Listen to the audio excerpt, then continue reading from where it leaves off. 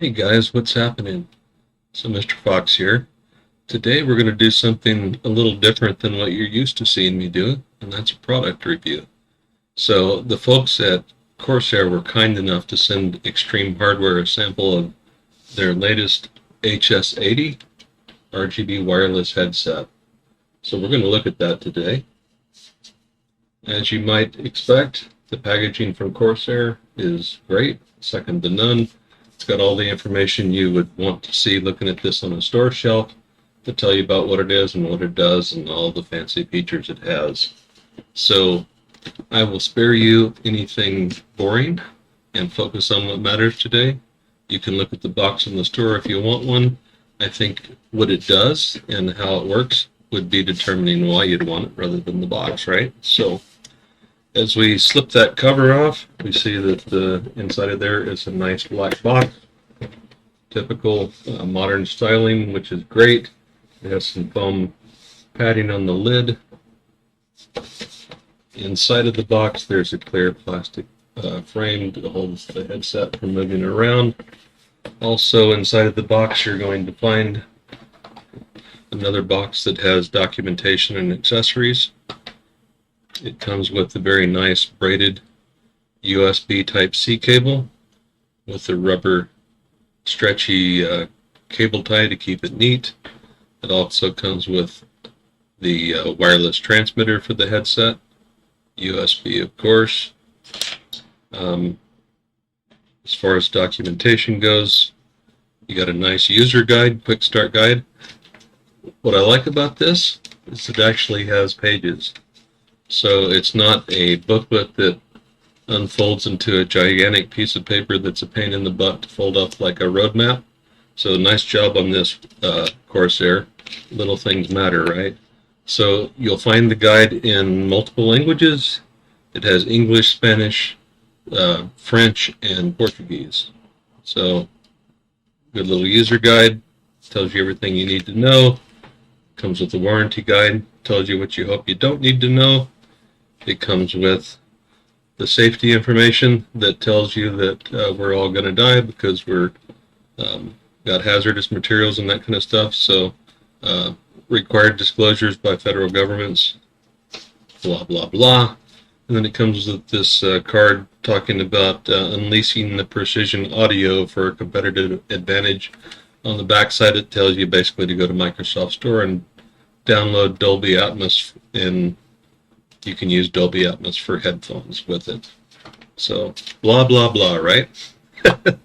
So let's look at the headset.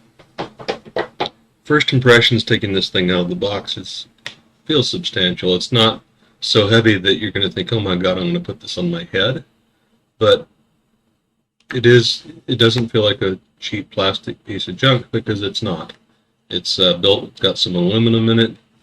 It's got some very nice cloth covered ear pads that aren't going to cause your ears to fill with sweat while you're wearing it. It's got a boom microphone that, obviously if you're going to be recording or streaming, using this with a webcam, that kind of thing. So for the rest of the review, I'm going to get this thing set up and charged, and we're going to go over the specs in detail and test what it does, how it sounds, that kind of thing, because that's what really matters, right? It does have a USB Type-C charging port on it. You can also, I believe, use it with USB Type-C. It's got a power button and a volume control on it. So there we go, right? So let me get this charged up. I'm going to get it set up, and I'll be back in a minute. See you guys in a sec. Alright, if you're going to get the full benefit of this headset, you're going to want to head on over to the Corsair website and download IQ software. You'll find a link for it in the review. Just go to Corsair, click IQ, and away you go.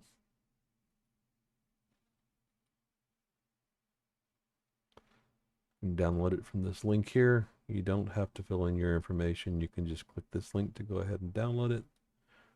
Once you've installed it, you're going to probably get a notification, as I did, that both the headset and the receiver had firmware updates available for them. So you're going to want to go ahead and do that, right? So I have my lighting set to static white. You can use any of the themes that they have. If you switch it, you'll actually see it. Side of the headset where it'll change. It's yellow.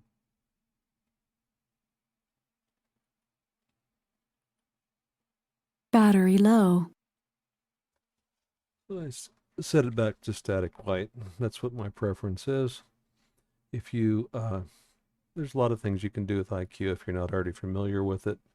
You can monitor a lot of your temps and other things, but for the purpose of this review, we're really going to stick with the features of the HS80.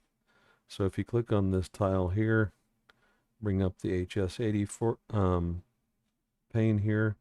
There's also one for the receiver. You can connect multiple devices if you have multi-point, where you can pair other devices with this receiver.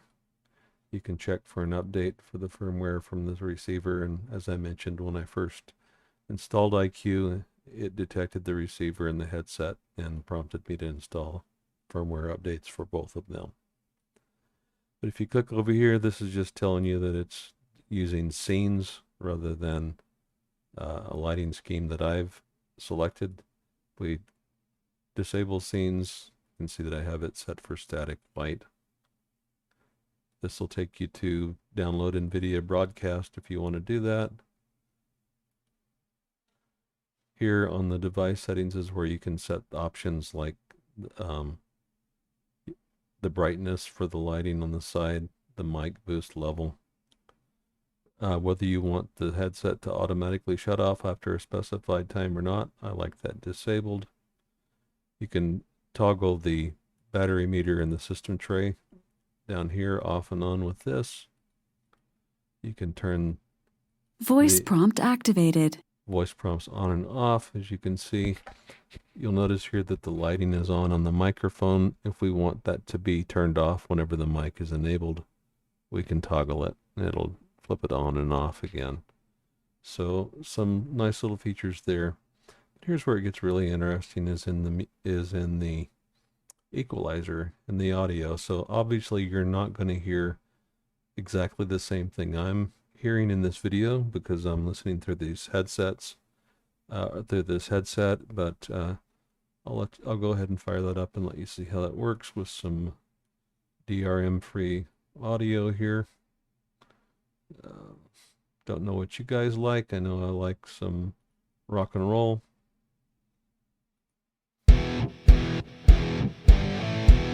So this is just your flat.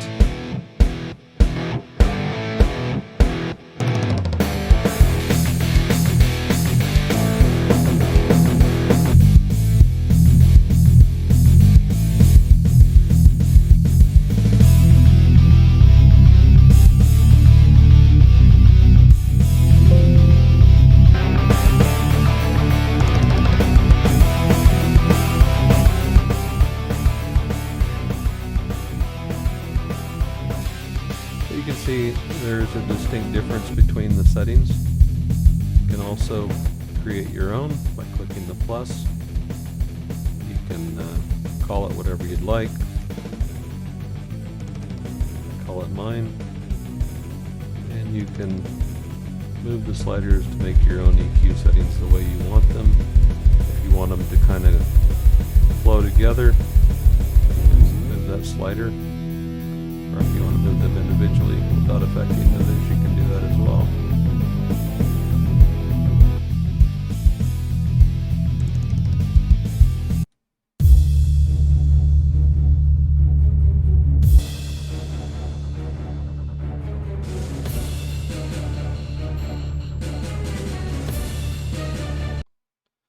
But anyway, that's how that works. If you want to spend more money, you can download Voice Mod Pro, play with it. It'll do funky things like give you a demon voice or an electronic voice, or let you have like a musical. Remember the old 80s rock and stuff where they had kind of the tuner where you'd have an electronic voice that was melodic. You can do that kind of stuff. So if you click on the learn more, it'll take you there to that website. You can play with it and download it. If you want it, you can buy it. It's about $38, so that's up to you. But anyway, that about wraps it up. If you, looks like my battery's getting low here. I didn't have it fully charged. If you want to head back over to the review on Extreme Hardware, we'll pick up where we left off there and bring this review home. Thanks for watching, guys.